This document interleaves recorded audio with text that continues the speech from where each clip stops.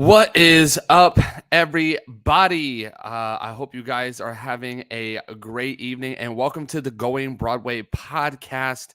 It is your boy, Cole Abel here, and Alex will be on shortly. He had to reboot his computer, so I'm having to hold down the fort until he's able to get on with us.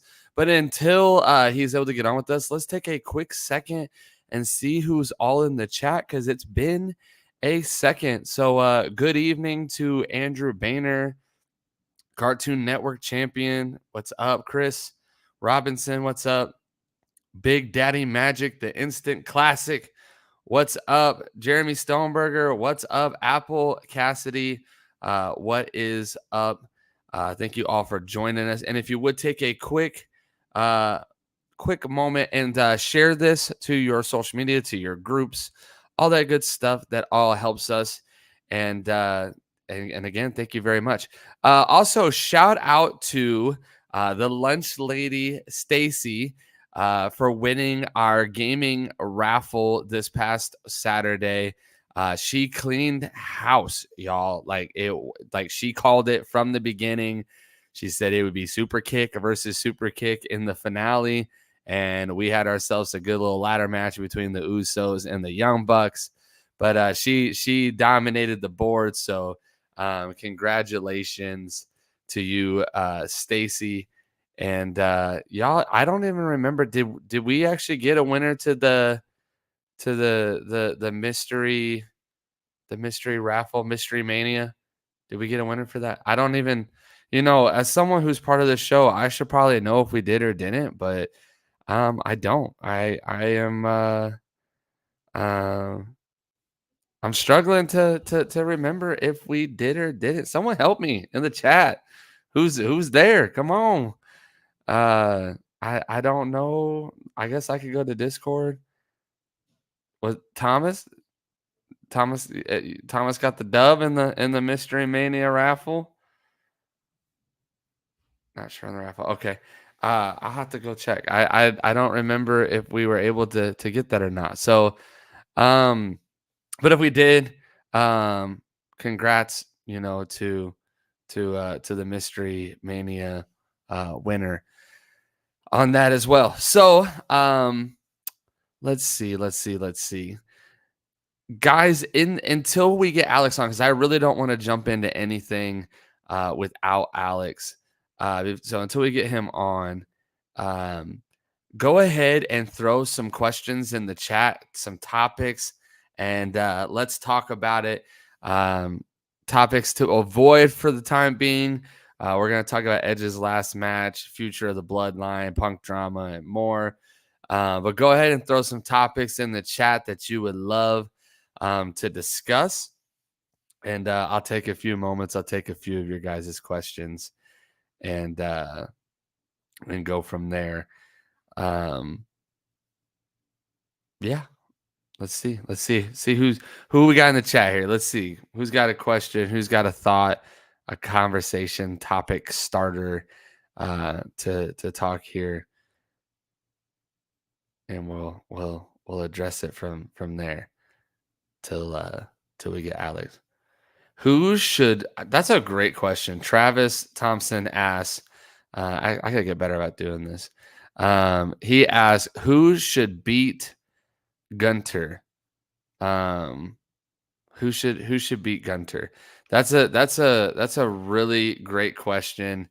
I don't know. So that opens up a lot of questions here because I had this talk with Alex that we were watching SummerSlam together, and we were talking about like when the time comes for someone to beat Roman, who is that person? And I think there's really only like a top 5 that I can put my stamp of approval on, and Gunter would be one of them because he's had just as dominant of a title reign as well. And he's done that multiple times. We've seen him do that in NXT UK. And now we're seeing it with the IC title. He's made the IC title feel special once again. So I don't know who you have beat him though, because whoever you have beat him, you have to have them continue to make it feel special. Um, LA Knight's a good one, but I really feel like he's already. How do I say this politely? I think he's outgrown his mid card spot right now. Like, I think LA Knight needs to jump straight to the main event scene. Whether that's with Seth Rollins and something on the Raw side, or it's a loss to Roman. I don't know, but I don't think it could be LA Knight. Cody to beat Gunter.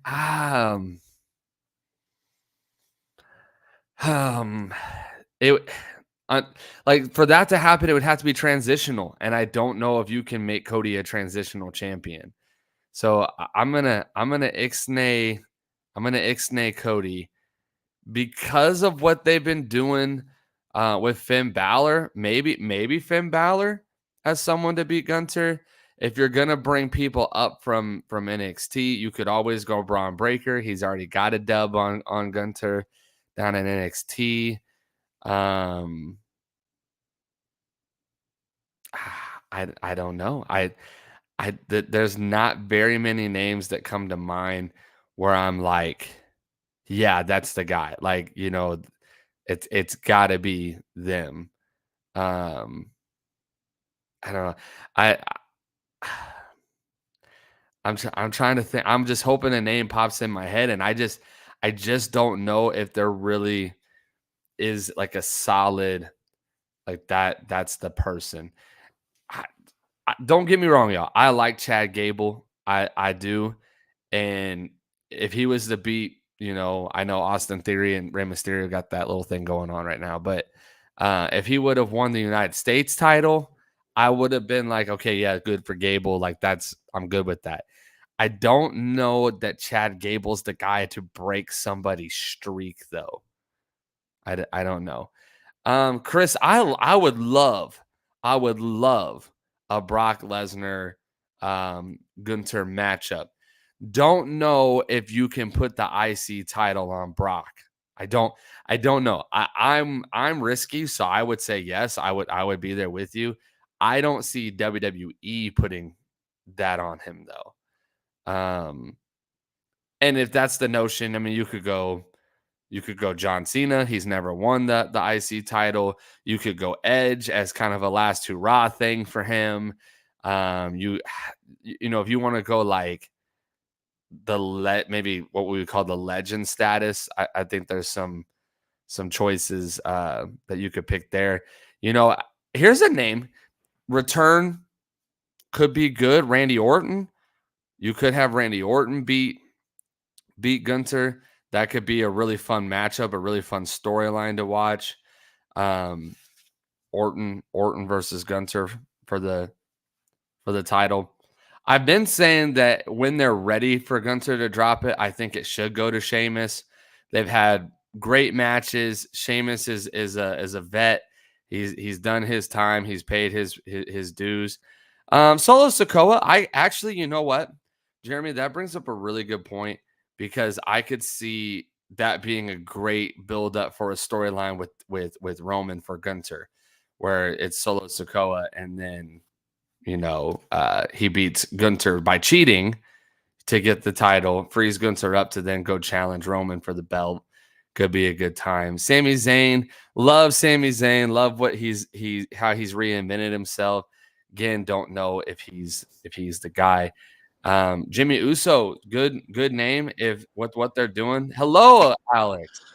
Oh, geez. Nice of you to join us, sir. This literally was working 2 minutes with 2 minutes left in the countdown. I'm glad I looked up because I looked up and you were gone, and I was like, oh, I'm riding solo right now. I mean, just wow, unbelievable. So yeah, guys, my apologies. Everything was working just fine. Again, there is 2 minutes left in the countdown, and then all of a sudden I just froze. Anyway, continue. I don't know if you were watching via while rebooting. I was not. I was focused on trying to get this piece of junk rebooted. And so anyway, we jumped into just a little off the top Q&A, and the only question's been asked. I love the question though. Is who should be the person to beat Gunter? You know, we're always talking about who should be the person to beat Roman, who should be the person to beat Gunter, and you know, I'm really struggling to come up with 5 good names.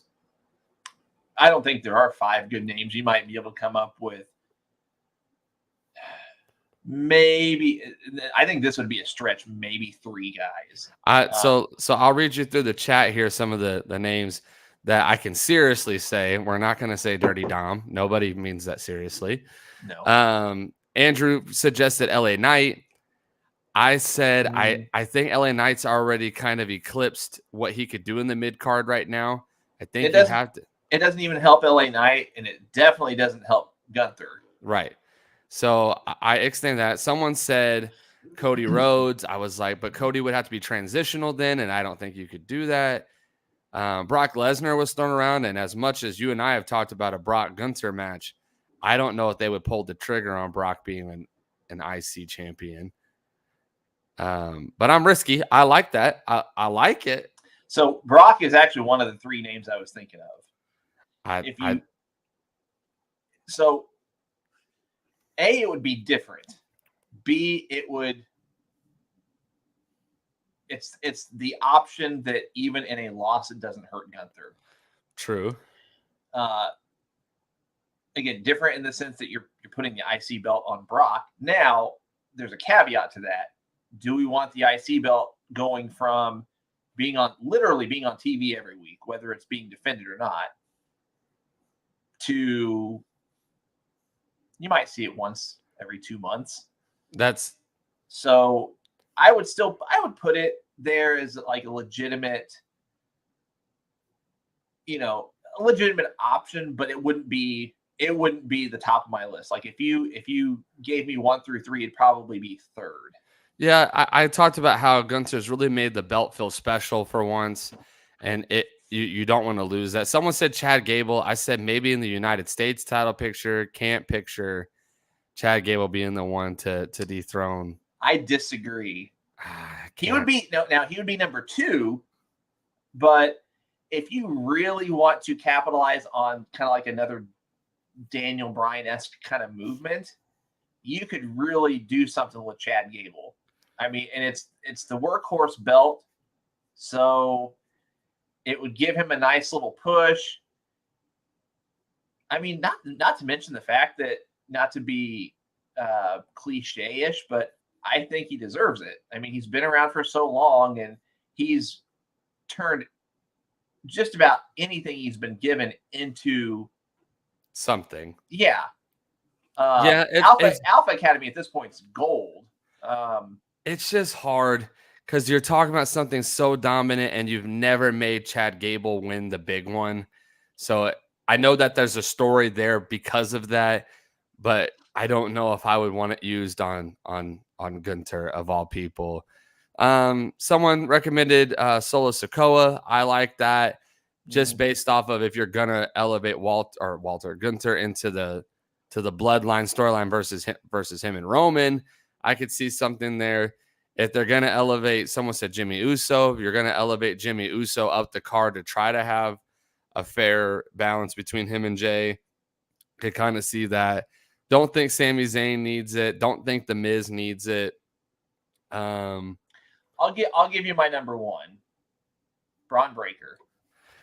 I said Braun Breaker. He's got a win over him in NXT. Mm-hmm. So that's a plus. Obviously, he's a believable win there. Yeah. So that's kind of where we landed while you were gone. I didn't want to jump into any of our planned subjects without you. So no, that's fine. You want to ring the bell? I didn't ring the bell yet either. Hang on. Wasn't prepared at all. It didn't feel. It didn't feel like something I could do. It felt like that's a very Alexy thing that needs to happen there. Is that even very loud? Should I do it again? There we It's not loud to me. go. Well, the first time it was very, very subdued. Okay, so this wasn't something I added to our itinerary tonight, if you will, until I don't know, 3 hours ago ish, maybe 4. I have a private Discord chat with just Cole and I where we throw out show topics, suggestions, and such. I read an interesting post on Twitter today, and it was directly from the guy or one of the guys that trained him, that was suggesting that Edge's last match might be in Toronto this Friday. At first, I'm just like, no, I mean, so anticlimactic, but we're past SummerSlam. That was the rumored finish date for Edge. It's in Canada. And then they just announced maybe an hour and a half ago that it's like Edge's 25th anniversary celebration or something like that. This might be it. So yeah, I mean it checks, because he said last year on that house show interview or shoot or whatever you want to say that he planned on having his last match in Toronto next year. This would be the only time that they're going to be there before the year's up. So I think it could be. I mean, it all checks. Now, at the end of the day, we know nothing's ever final. Wouldn't shock me if they convince him to do a Mania match. But it could be what they bill as his last televised match, if you will, because they don't consider pay-per-views to necessarily be televised. They're premium live events. Could see him maybe do a Mania match and, go from there. But yeah, I mean, it all checks. I mean, you would rather have other guys be his last opponent. I mean, who's his match supposed to be against? Sheamus? Is that right? Probably. I didn't even look. I just saying, based off all the facts that we have, it all checks out. My thought is, could Sheamus be? What's the word I'm looking for?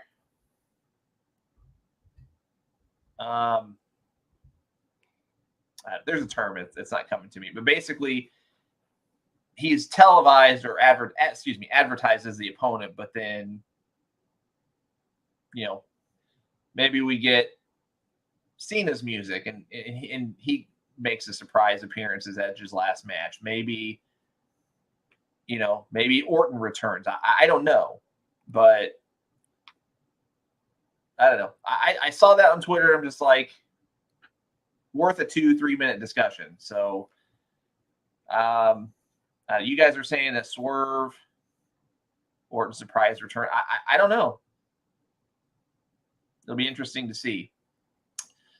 Let's see. What else did I have on the itinerary for this evening? We haven't talked NXT in a while, at least for more than 30 seconds or a minute here and there, or if we're covering an NXT event. What are your thoughts on North American champion Dominic Mysterio? It's interesting. That's all I'm going to say.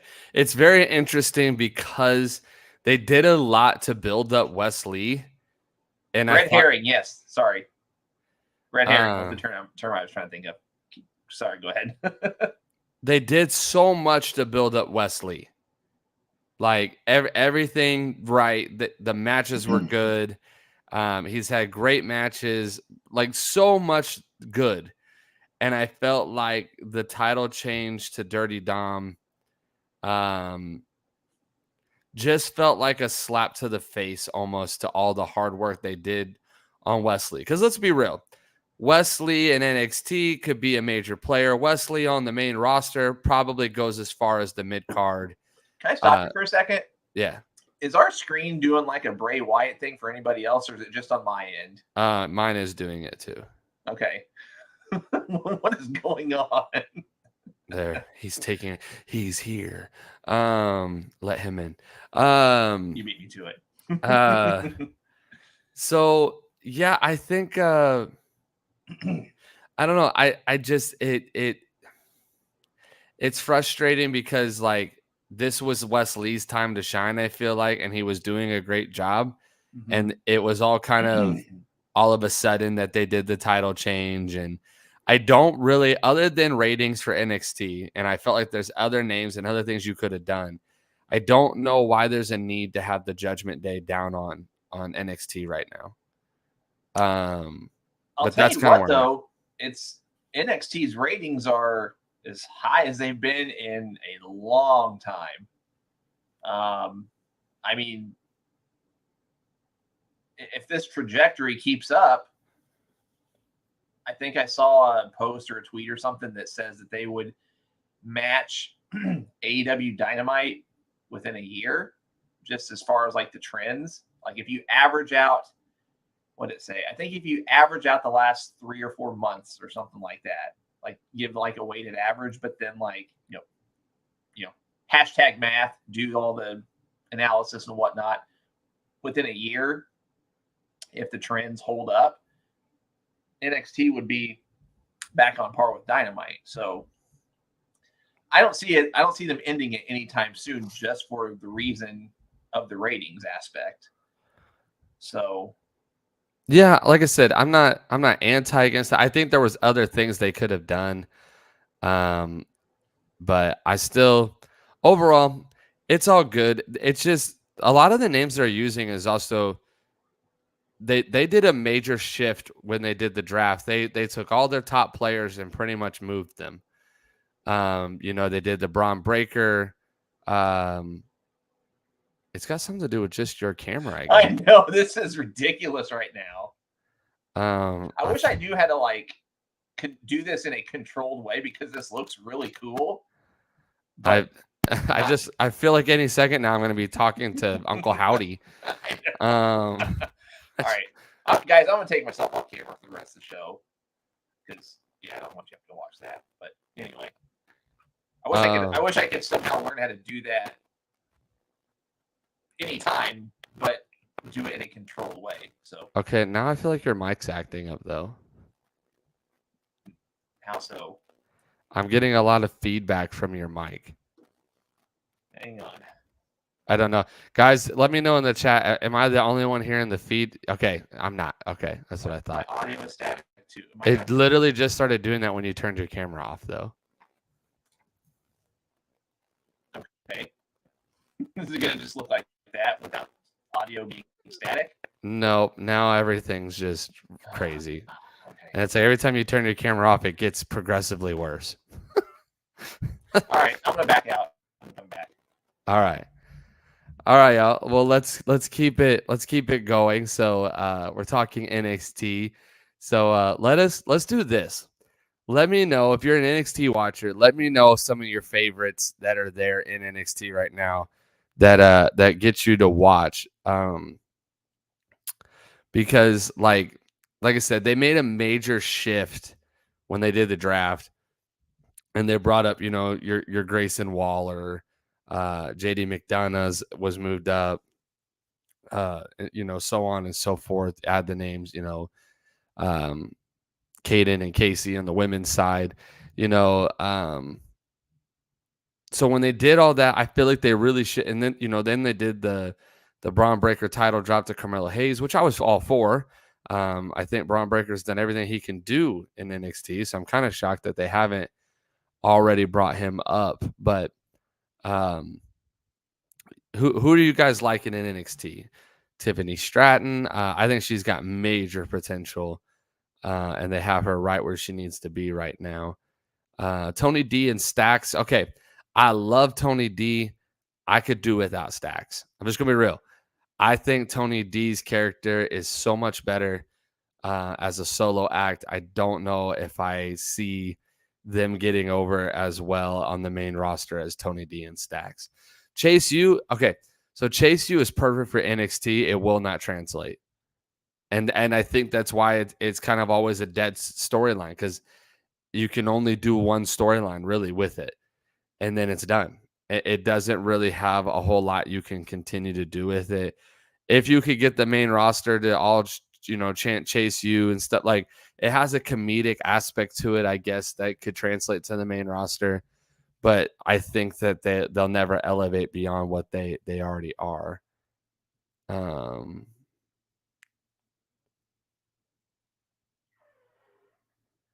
um, let's see. Gigi. Yeah, Gigi Dolan. I like her. I think she has a lot of potential.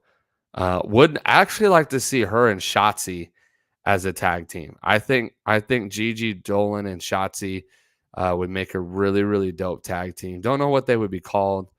But I for some reason I just think the pairing of them two what would be dope. Their women's division is coming along nicely. I do like the women's division. Um, Thoughts on Carmelo Hayes' title run so far? How are you guys liking Carmelo Hayes' title run as the main champion? And the split between him and Trick, and kind of how that affects everything. Braun Breaker and Solo could be a really good feud. I could get down with that.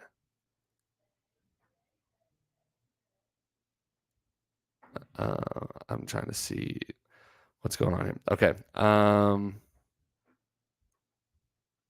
right. Not really feeling his run, but the split was interesting. Yeah, the Trick and Mello split kind of shocked me. Although I do think it's better for Trick. Like, you have the ability to build him as his own man now, and give him some opportunities. I think that he was kind of protected under Mello. So yeah.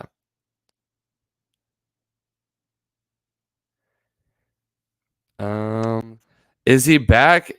Ooh. I'm just doing this from my phone. This is Well, you look great and you sound great. So I mean, this is insane. I'm still trying to figure something out. Give me a second. Oh, jeez.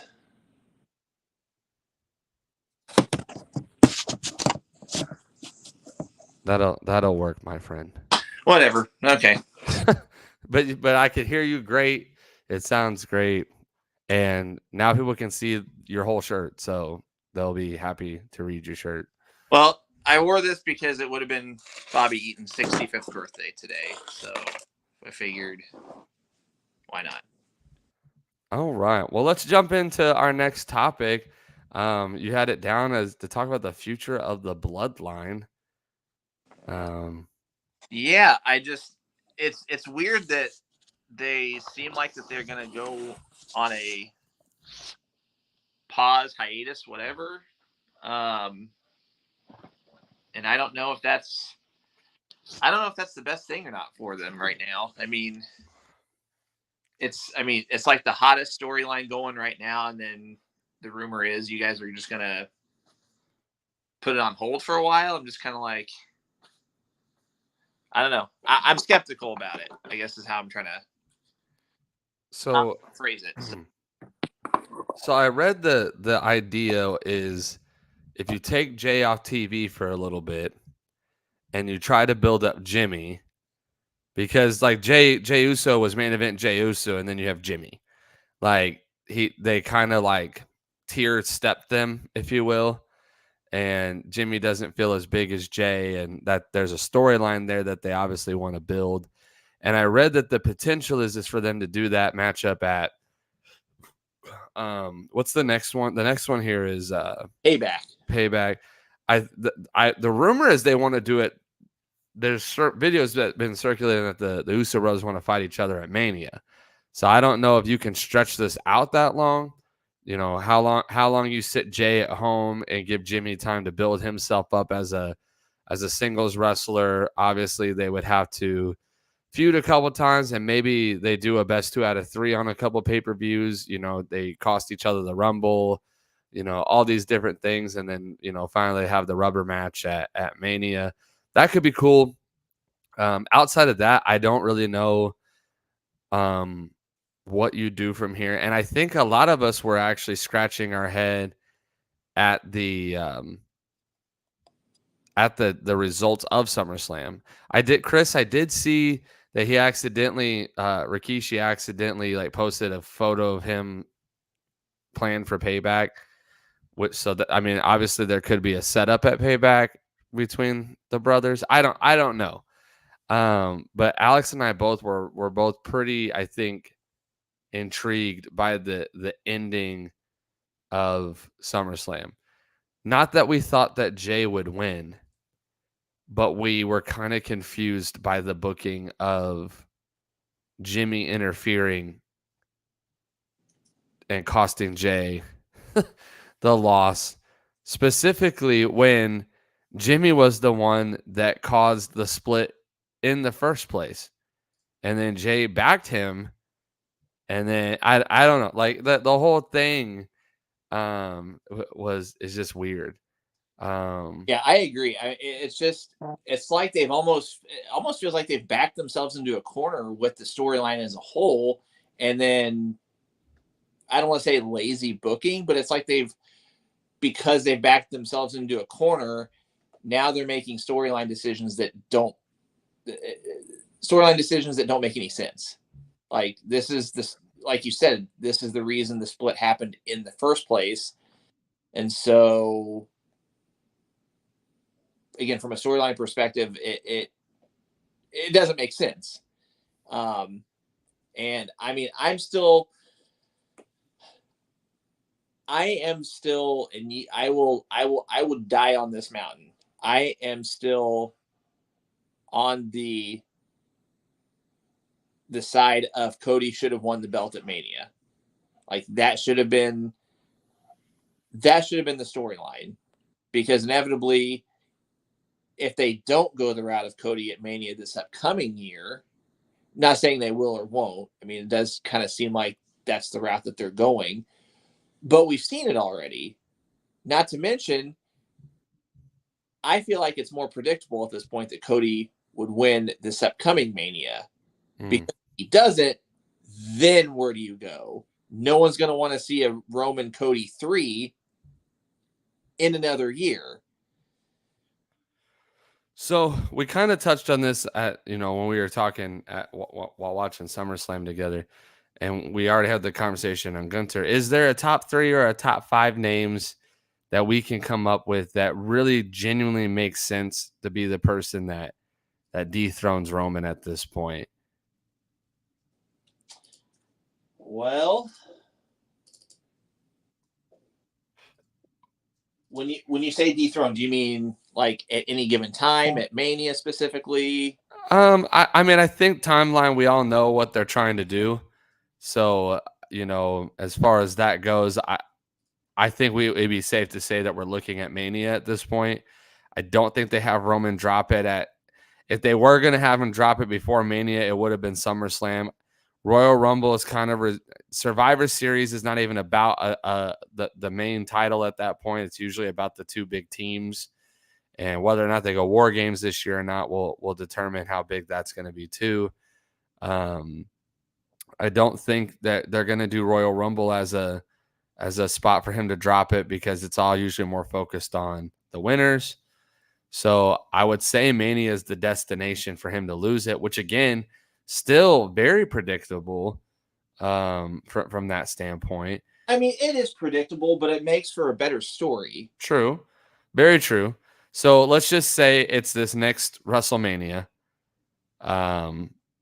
Who are 3 to 5 names that you could see being the person that could legitimately be the person to beat Roman and it not feel forced, lackluster, or forced, or whatever the case may be?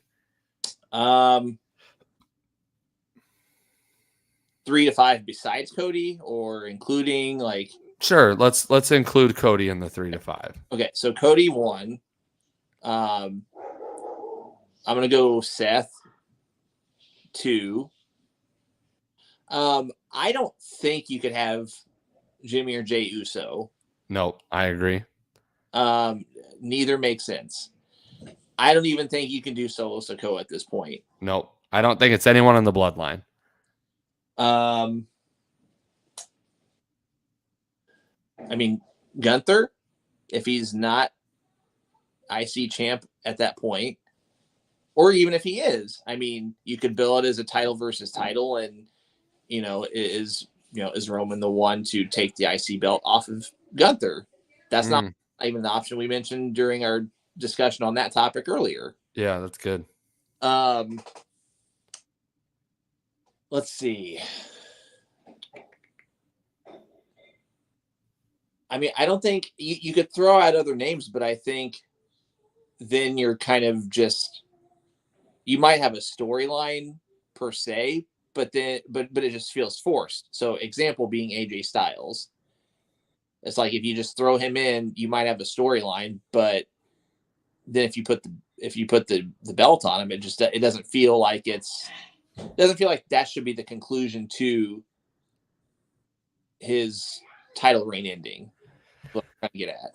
Yeah, I would agree on a couple names. I agree on Cody, obviously, and the story package for that Mania would be insane because they'll capitalize even more on the finish the storyline, right?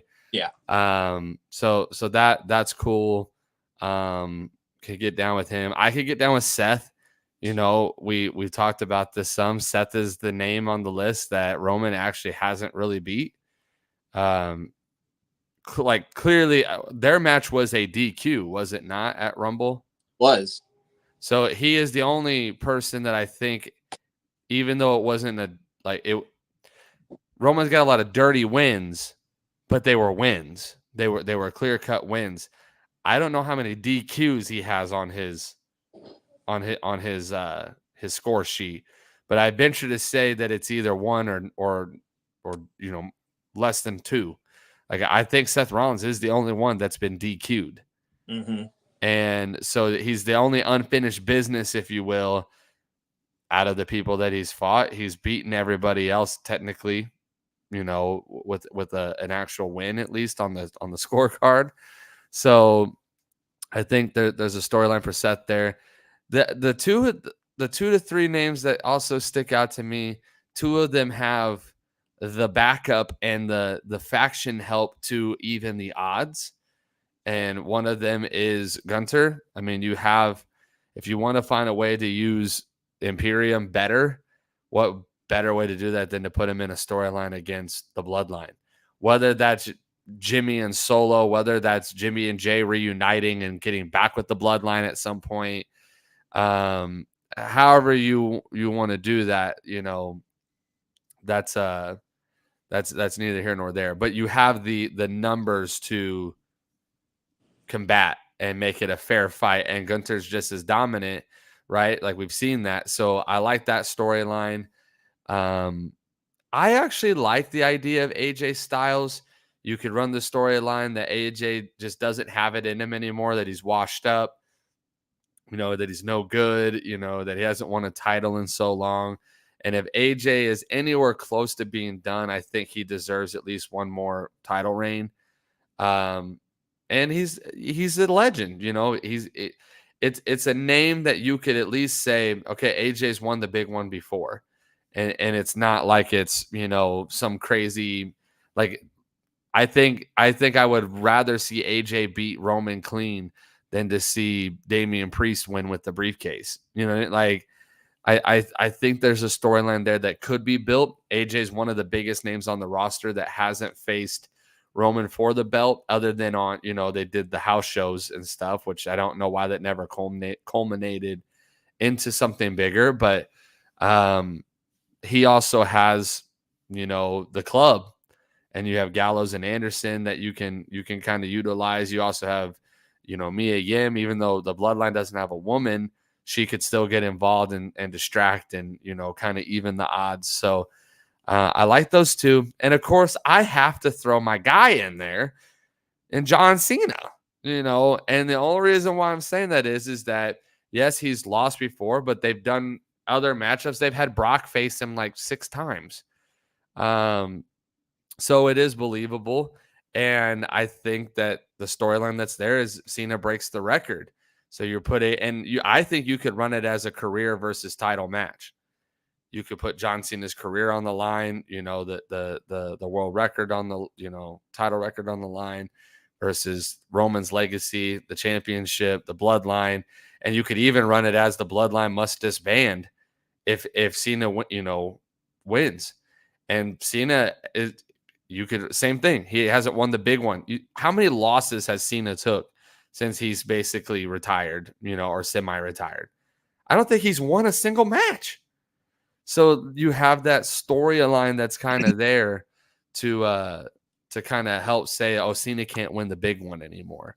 So I want to run something back real quick. Yeah. On the Gunther conversation, I could more easily see Cena being the guy to take the Intercontinental belt off Gunther as opposed to the guy beating Roman, because then that would give him, Cena, his Grand Slam. I also like the Cena and Gunther route. I don't know.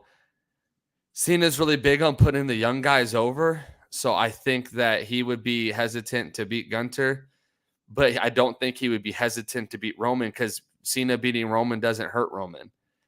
And Cena, beating Roman doesn't really help Cena at all, but it gets you out of that bloodline storyline, the dominant storyline. And now you can set Cena up to help get a younger name over and it be more believable, whether that be Gunther. Because right now you would be running two heels against each other in Gunther versus, Roman. So not that they wouldn't do that, but it's highly unlikely. So you have the ability with Cena to then allow Gunther to be the person that beats him for the world title, or a Braun Breaker, insert young guy here that you want to. LA Knight, I know he's not young, but up and comer. You have the ability to put that name that you're wanting to get over in there, because Cena losing to them is a lot more understandable. It's happened. Yeah, I got you. Okay, well, let's transition to another topic, because we touched on, Edge's last match potentially. We touched on NXT a little bit. Touched on the Bloodline. I don't want to spend a ton of time on this, but we have to address the CM Punk drama. I promised Andrew I would speak on it. Well, I'll just give you the floor. Go for it. Oh, golly. Let's get it. Let's talk about this trash can waste of a time, CM Punk. Number one, him and FTR aren't even a good faction. I'm just gonna call it out off the jump. The name sucks. They're not. I don't like them together. They don't even look good together. So off the jump, like when I saw the CM FTR versus what was it, House of Black, I was like, this is kind of a very bad main event. I get there's people still behind Punk and all that stuff, but like this helps nobody. This is a build to nothing. It helps nobody. It does nothing. And honestly, I would be shocked that the ratings even went good. I don't have the numbers in front of me, but I don't think Getting a segment. He's just he listen. I have my fan favorites too that I love to see come back. But when someone doesn't look good in the ring anymore, they just don't look good in the ring anymore. This is why they get mad when Goldberg comes back. Not because they've always hated Goldberg. No, there was a time they all loved Goldberg. That's why he's a draw. But the second Goldberg looks unbelievable in the ring, nobody wants to watch Goldberg anymore. That's why, people still cheer for Brock, because Brock looks believable in the ring. He looks good. I don't think that CM Punk looks good in the ring. I think he looks terrible. I think he botches a lot. And then you get to this whole shoot promo thing at the end of Collision. I don't know why Tony Khan hasn't learned his lesson to stop giving live mics to people who shouldn't have live mics. Like, I don't understand. Like, Does CM Punk have it in his contract that he can just be like, whenever I want a live mic, you have to give it to me? Like, I don't understand why why Listen, if I'm not going to be on camera, I'm going to have fun with this. I just don't understand why you haven't learned your lesson. You gave CM Punk a live mic at a social media scrum and sat right next to him and let him trash your top 4 people in your company. And then didn't expect it to culminate into a fight and whatever. And then instead of keeping the peace and keeping the 4 top guys in your company happy, you bring him back, which I don't think he's been as big of a draw as he was the first time because the pop's gone now. And you can only get that same pop in Chicago so many times before they're like, okay, yeah, we've seen this before. Like at some point he becomes a team in Chicago, like going to a Blackhawks game or a Cubs game. Like, okay, we go every 3 months to the Chicago AEW show and we cheer for CM Punk. Like at some point the pop's not there anymore. It's not special anymore. But you give him a live mic and then you let him shoot on Hangman Page and you let him trash Hangman Page after you just got kind of the heat and all that stuff to settle down, and no one's talking about that anymore. It hasn't really been the discussion point within AEW. And then you give him a live mic and you let him just crap on Hangman Page, knowing that it's going to cause drama, knowing that it's going to cause issues. Surely it was a problem behind stage. This time they were probably a little bit smarter about not letting it turn into a fist fight. But the fact that you have to have 2 separate shows just to keep CM Punk away from the people that he ticks off all the time is a pretty bad problem to have. So I am so like, I know that it gets us talking, but it's so overrated at this point to even talk about anymore. It's like same old Punk. You know what I mean? Like I'm at the point now where like when I saw it, I didn't even say, wow, like that's annoying. It didn't even anger me anymore. It literally, the thing that went through my mind is like, wow, that's just CM Punk. It's not special. He's not doing a mic drop for me. He's not doing a pipe bomb for me. All it was I thought poor business. I thought it makes him look bad. I've always said that. Andrew just took the words out of my mouth. CM Punk is a cancer to wrestling, to pro wrestling. He's a cancer. He has been a problem just about everywhere he goes. He upsets everybody. I don't know if there's 10 people in the pro wrestling business who are that close to CM Punk who could say, man, I really actually like being around this guy. They might tolerate him. They might have never had an issue with him personally. But just about everybody that gets around this dude eventually is like, oh, yeah, I really don't care for this dude. Like I think he's just bad news for wrestling.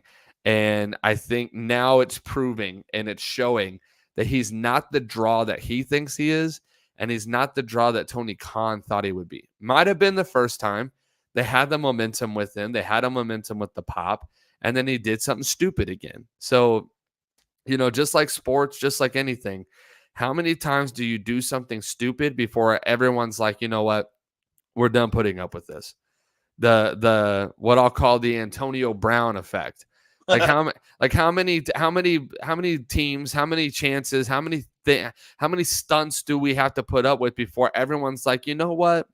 We're good. Like you're talented, you're good, you have a good name, like your worth as far as what you could bring this company is a lot, but we're just done dealing with all the behavioral issues, all the stupidity that comes with you. We're just not going to put up with it anymore. And I think that that's where I'm at and what I see in CM Punk. I see too much stupidity, too much pride, too much self-centeredness in him that he doesn't care about growing AEW. He doesn't care about growing the younger talent. I don't care if he says he sits at ringside and nobody comes to him. The guys that really want to grow the business, they don't sit at ringside and wait for people to come to them. They go in, they pour in, and I just don't think that he is that. I think he's proven that time and time again. He goes into business for himself all the time. And I hope that this is a sign to Tony that like, we're going to pay him out our investment that we put into him. We're going to utilize him where we can, and then when he's done, we're done. Like it at some point, it's not worth the pop to deal with the punk, if you will. Yeah, or the lack of the pop. Right. So I will preface my spiel, if you will, by saying I've been very on the record in saying that I'm a fan of FTR. I'm a fan of the Bucks. I'm a fan of Kenny Omega. I will also preface by saying that Kenny and the Bucks are, to some degree, being almost just as childish as CM Punk, because they're they're spouting off on there being the Elite channel. I haven't seen it, but they, the last video or two that they've done, they've kind of just been, addressing the issue in innuendos, sugarcoating it without actually, naming names. So they're not completely blameless. They're not completely off the hook. I think Jeremy said it best. He said maybe everyone involved is just too thin-skinned. I completely agree. I think everybody involved is just, they're thin-skinned, but this is their way of coping, so to speak, with the situation. But it's not making the situation better. That all being said, at least FTR and the Bucks and Kenny Omega can still wrestle competently. CM Punk cannot. He's 40-something years old. Like you said, he botches frequently. Not to mention, he's making people leave TV. Did you see this? He is causing people that have showed up to TV that have showed up to a taping or a live show, whatever, and pretty much making them go home. So I'll just kind of cover these one by one. Ryan Nemeth, that's Dolph Ziggler's brother. For everyone that's listening or watching, whatever, you might not know that, but he posted something on Twitter a while back, said something along the lines of, without saying Punk's name, he just said, most thin-skinned person ever, or something. I'm paraphrasing. Pretty much got in his face, and they had a altercation. Didn't get physical, but pretty much made him go home from TV. Okay, whatever. But then Christopher Daniels, who is their director or president or whatever of their talent relations, so he's literally in the office of AEW, shows up to TV because he was involved in the quote unquote brawl out situation, made him go home from TV. Then you also have the situation of Matt Hardy and Hangman Page being made to leave. Now, there's less confirmation that was on the part of CM Punk. So I'm not saying it was or wasn't. However, I'm saying it could have been.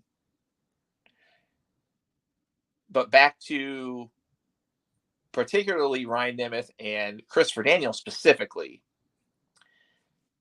If you're Tony Khan and you're the owner of this company, what is it saying to the rest of the talent in your locker room if one person who is just a talent contract, he's not an EVP, he doesn't hold any sort of, he's not under contract other than just being an on-screen talent. What is it saying to the rest of your locker room that you're enabling him with that much power that he's literally making someone who is in the office leave TV because he's still bitter about the brawl out situation? I think from the standpoint of, neither of us know CM Punk personally. Outside of what's going on with this situation outside of all elite wrestling, outside of wrestling, period. He could be a fantastic human being. Don't know. Probably will never know. But at least from what we can see, the dude is acting like he is a 10-year-old trapped in a 40-plus-year-old body. It's so juvenile. It's so immature. He's acting like a garbage human being right now. I'm going to end it with that. Yeah, and I think you kind of touch on a point that I was thinking of, and I kind of slipped over it. This is why AEW will never grow beyond where it's at now, and here's why. We could talk about how they've sold out, Wembley Stadium or whatever, but let's just talk about it for just a second. This is why they'll never grow, because they don't. Did I speak incorrectly earlier? No, you said he was Dolph's brother. Okay, I thought Chris was correcting me. If I misspoke, my bad. So anyway, here's what professional looks like. Cody Rhodes leads the company, has nothing but nice things to say about AEW, has nothing but nice things to say about Tony Khan, and says that he will never explain to people why he left, that it's nobody's business. Exactly. But on his way out, goes back to WWE, has had a great run in WWE. It's been the best thing that was for his career. Glad he did it. That was a smart business move on Cody's part. Absolutely. He knew what he was worth, knew what he was capable of, did all the right things, and this is what it looks like to be professional. To say, hey, we just couldn't get a deal done. We just couldn't come to the same end goal for each other, and that's fine. Cody's handled that great. Here's another example of professional. Chris Jericho is in AEW, and to my knowledge, he does not have like a behind the scenes contract. He's a talent basically only. Right. But he offers and extends himself to no end to the talent, to Tony Khan. Like, he has helped immensely with the behind the scenes, the booking, the storylines, the growth of some of the big talents that we see now, the willingness to work with. He talks about it in one of the Beyond the Ropes or whatever it's called, where he said he didn't really want to work with Orange Cassidy. He thought Orange Cassidy was a stupid gimmick.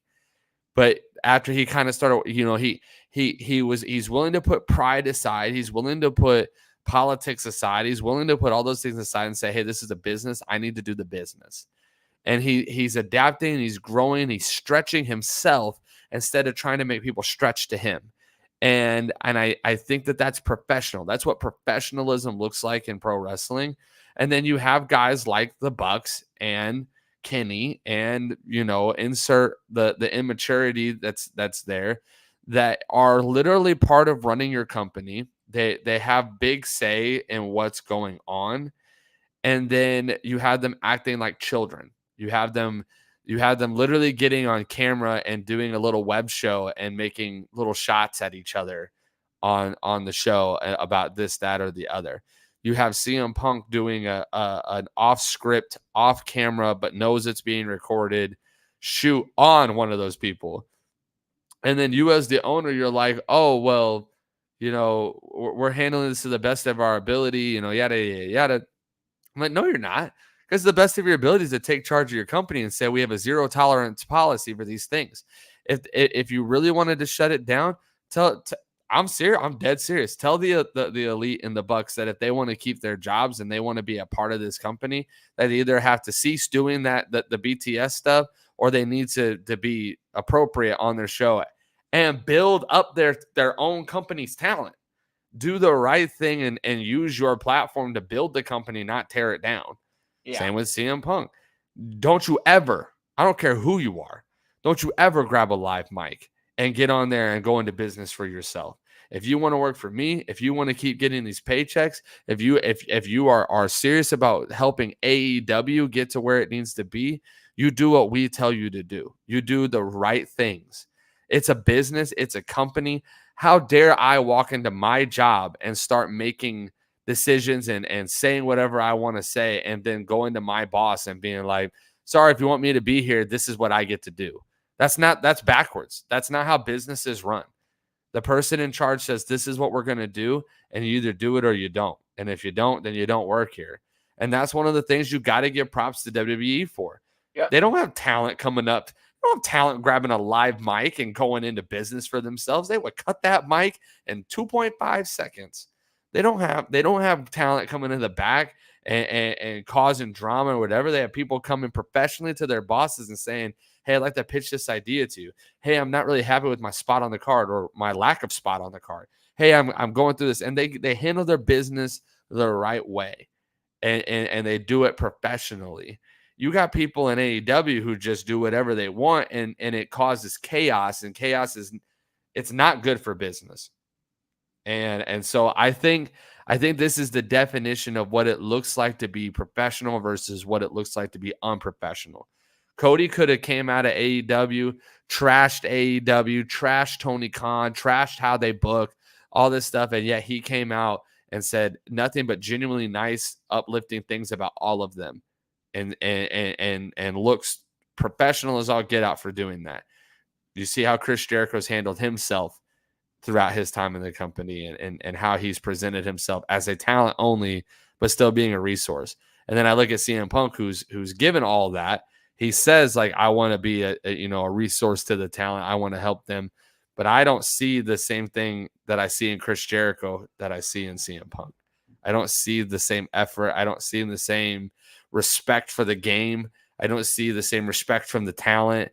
And then again, you can't tell me Jericho hasn't rubbed somebody wrong backstage for. He's a very blunt, honest person.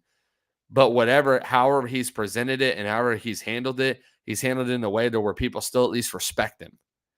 And I can't say the same for CM Punk, because if that was the case, we wouldn't be getting brawls behind the scene, and we wouldn't have him grabbing a live mic and going into business for himself. And you wouldn't have EVPs getting on their little YouTube show and ripping into talent because of it.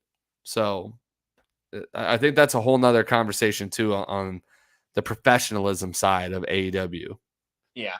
And I'll just touch on something I actually posted on our Twitter, that there are a lot of pro CM Punk / CM Punk fans out there that are just, complimenting Punk about how, he confronted Ryan Nemeth in person, and, because, basically however it was worded is like, quote unquote, that's how business is handled or whatever. But that logic was absent completely when they had this whole incident that led to where that led to where we're at right now. So like the brawl out situation, why didn't he address, those guys backstage instead of just, taking a live mic during a presser and just saying what he wants? Or in the example of off air on Collision, I'm just going to do a shoot promo on Hangman Page off air when I know he's not even in the building. Well, and let's call it like it is. We can't pull his contract up, but I would be shocked to look into his contract and see that he has the right to send people home. It's not his job. Yeah. It's not his job to go and send people home. It's not his job. If Ryan's there, it's because he was told to report to Collision. Whether he has a spot on the card or not, we all know it's next man up. We know that things can happen and things change, and it's a revolving door sometimes with storylines and things like that. Who are you to go and tell him to go home? Whether you disagree with him or not, that is not your channel. That is not your lane. That is not your job. Again, imagine, even if it was the locker room leader, imagine Undertaker going and sending somebody home without talking to Vince McMahon or whoever's running, even Triple H now. Undertaker would never do it because he's like, oh, that's not my role. I'm here to build up. I'm here to push forward. I'm here to encourage, to challenge, to do all these things. My job's not to send somebody home, though. So it cracks me up. And then again with Daniels is his boss. If you want to get down to it, if he's head of talent relations, he's over CM Punk. Oh yeah. So you're going to tell me that you have the ability in your contract to be like, hey, we're going to send the guy who's in charge of me home because I don't really like that he's here. That in itself speaks volumes to how badly things are ran from the top down in AEW. Yeah, it just blows my mind how. I mean, you kind of touched on it earlier. Like, this would not be going on in WWE. And if you're Tony Khan, I don't care what everyone's contracts look like. I don't care who has what titles, who has what YouTube channels, who has, X amount of zeros at the end of their dollar figure on their contract. It's time you step up, quote unquote, grow a pair and take charge of your company.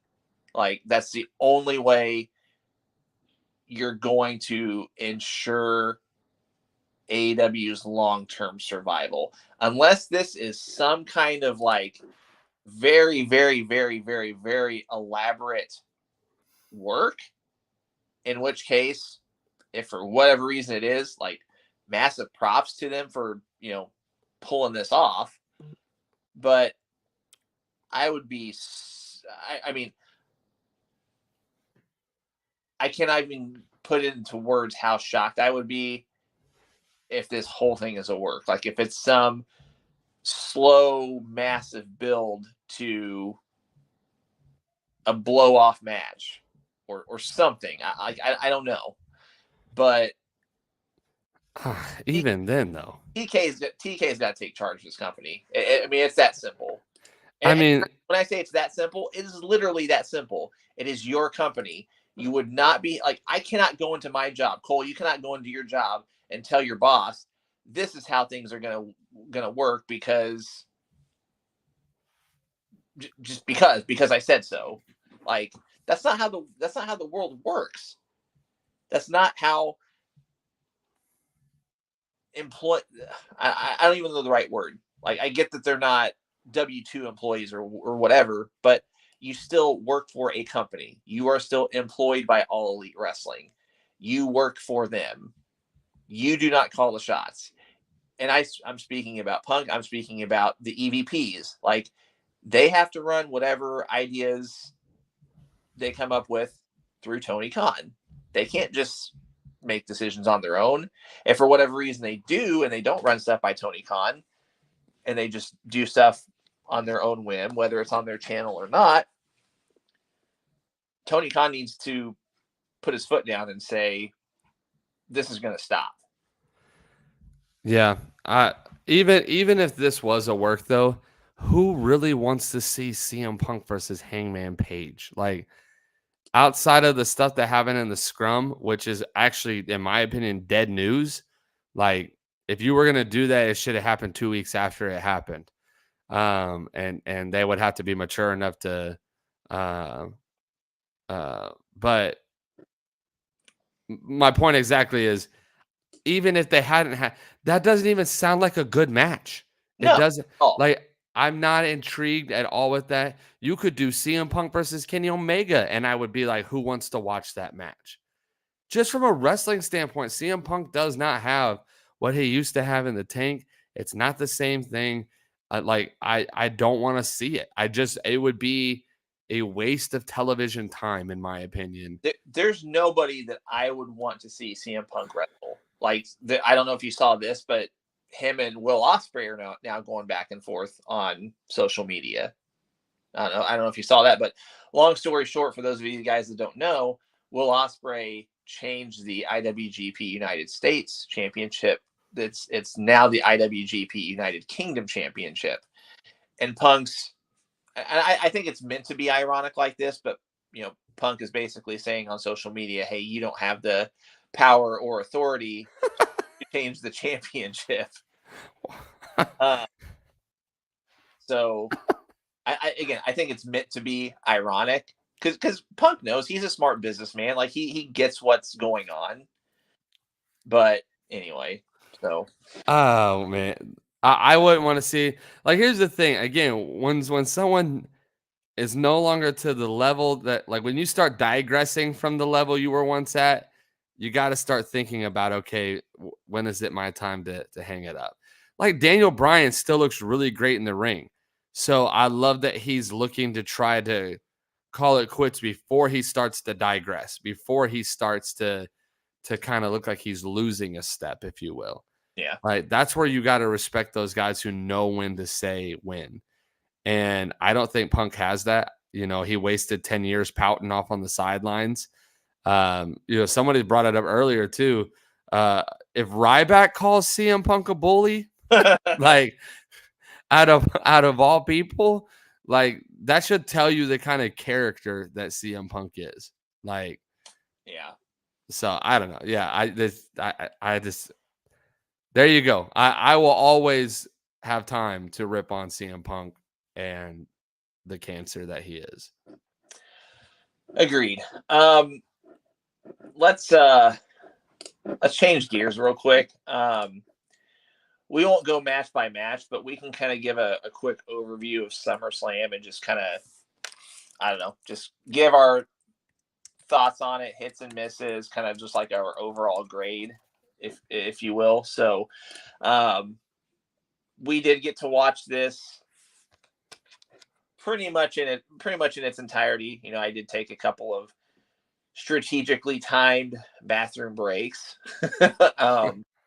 So what were some of the like hits and misses, I suppose, as far as the night as a whole, without at a 30,000 foot level, so to speak? Like, what were some of the hits and misses from SummerSlam for you? I don't know if I would say there were any like major misses. I think it was played safe on a lot of the matches. I really enjoyed Ricochet and Logan Paul. Agreed. I thought that was a great kickoff match. And as much as I hate seeing Logan Paul go over guys like Ricochet, if you got to have him win at some point for him to still be relevant on TV, and Ricochet's a safe opponent to do that with. So I thought they had a great match. And little side note, if you get a chance, him and Jake Paul actually have a very, very interesting conversation on Impulsive about Jake Paul's fight with Nate Diaz and like how he's sponsored by Celsius and like Logan wasn't allowed to bring a Prime bottle in or wear a Prime shirt. And, he came all the way from SummerSlam to there to support him. It was just a really interesting conversation about how Logan Paul views himself, and rightfully so. Like he's done very well, but how he views himself as a combat sport guy. So just a little side note, because it pertains to something that happened that night. If you get a chance, go check out. They have a pretty intense conversation as brothers on Impulsive. I thought the Battle Royal was actually really good. I thought it was a great way to get a lot of guys on the card, kind of continue some TV storylines. Obviously, you give LA Knight the big win on it too. So I thought that was good. I don't really care what other people say about it. I actually enjoyed the Shayna Ronda bout, mainly because I knew Ronda was on her way out. It puts Shayna over. I liked the MMA style kind of concept of it. Was it the best match ever? No. I liked that if Ronda Rousey's going to be in a match, at least she didn't look absolutely terrible. Agreed. There were spots where like even Alex and I were like, wow, that knee looked believable. Wow, that spot looked good. Like, so, I think it held it to what it was supposed to be. So I don't want to call it a miss. It just wasn't phenomenal either.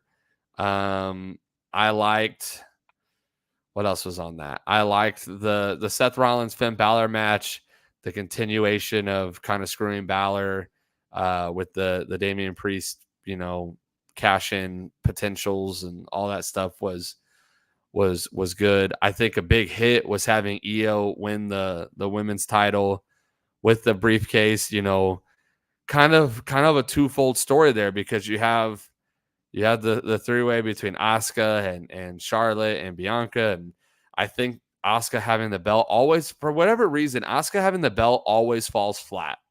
Her chase to the title is always good. her as a champion always falls flat, in my opinion. You say what you will about Charlotte, she's the best women's wrestler probably ever, if I had to really put my finger on it. And but I know people would be mad if she would have won, and had another title reign. Bianca winning was cool. It was a kind of a full story back around because SummerSlam last year, Damage Control debuted. So you have her win, but she's hurt. Sky comes out, cashes in, becomes women's champion. It was just very well done from a storyline standpoint. So I enjoyed that. Any other? Oh, Drew and Walt or Gunter, great match. You can never go wrong with those two. So I think my expectations for that match were so high. I was kind of left kind of underwhelmed, but I think that was also partially my fault. But right. Again, I think I just expected it to be like their Mania match with Sheamus, and it wasn't. But that doesn't necessarily mean it was bad, because it wasn't. It was good. It was definitely good for what it was. So I think you kind of hit on everything that I was going to say. I actually did like the Cody and Brock match. Yeah, very good. Longest Brock Lesnar match I think I've seen in a while. And I know there was a lot of countouts, but longest Brock Lesnar match probably in a while. And you could tell because that boy was sweating. Oh, yeah, yeah. As far as the booking all night, I think they got everything right. Even down to the cash in, because everyone was talking about the men's Money in the Bank cash in. Nobody was talking about the women's happening. So the fact that happened was definitely a surprise. Like you said, it was safe, but it was still a decent pay-per-view. So I mean, I would give the whole night probably I'd give it a B. Yeah, I would probably be sitting around a B too. I mean, it was a good card. It was safe. I will say this: the only miss on the card is no returns. Absolutely nobody, nothing kind of jaw-dropping, shocking happened.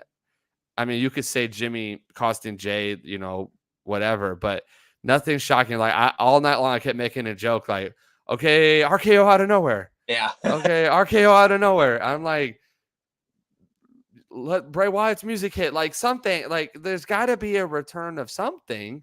We also saw that Kairi Sane had just resigned. So we're like, is she going to come out to Asuka's aid? Is she going to come out and cost Io the belt or help Io? Like, I don't know. Like, I felt like that we missed something there. But as far as what was booked on the card, I thought was all very well done and a little safe, which is why I think we're kind of sitting closer to a B. Yeah, agreed. So yeah, just gonna mention a couple things real quick as we kind of wrap up the night here. Just a reminder, we are still on Pro Wrestling Tees. You can go check that out at prowrestlingtees.com/GoingBrdwyPodcast if you're interested in picking up any of our shirts. You can check that out at any time, 24/7, 365. It is up. It is running. It is functional. You can still check us out live on Facebook, on YouTube, and on Twitch. We're also on Twitter and Instagram, so you can go like, share, subscribe at your leisure. We would appreciate it. What else? When's our next gaming event? We just wrapped up Extreme Heat, and we're probably going to be looking at September. Hold on, I will get you the actual name of it too, because I forget sometimes. Was this one a call to arms?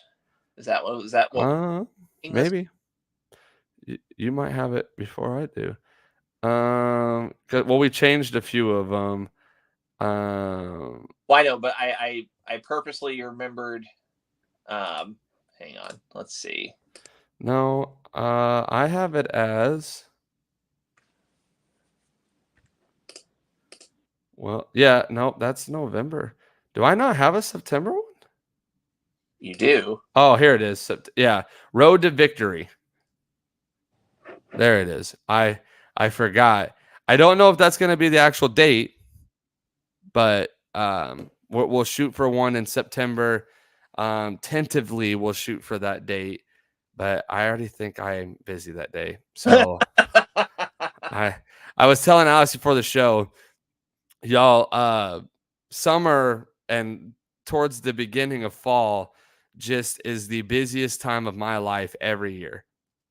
And so I really am like week by week, and Alex is kind of seeing that right now, that I'm kind of week by week because we'll make a plan and be like, oh darn, that doesn't work, and so a lot of the scheduling conflicts sometimes are on me because I have such a crazy life. Well, And so does Alex, so it makes it even harder to find a day and a time. which actually brings me to the next thing I was going to say. So we mentioned that we were going to be doing these podcasts every 2 weeks. Unfortunately, Monday, August 28th is not going to work now. So you guys please stay updated on our socials for announcements as far as when our next podcast will be. I'm hoping we can get it within the next 2 weeks, give or take a couple days, just depending on our schedules and such. No, Road to Victory, not to be confused. I would try my best to come up with names that weren't used. So I know it's very close to Victory Road, but it's called Road to Victory. There's a difference. Come on. But again, congrats to Stacy Hernacki for cleaning house, literally, for extreme heat. So for those of you that are our Patreons, that's another thing I want to mention. Patrons will get first crack, as always, for our next gaming event. But we do have a Patreon page you can check out, patreon.com/GoingBrdwyPodcast. There's a lot of perks and benefits for hopping on that, including first dibs, early picks on our gaming events. So they always go up on our Patreon page first.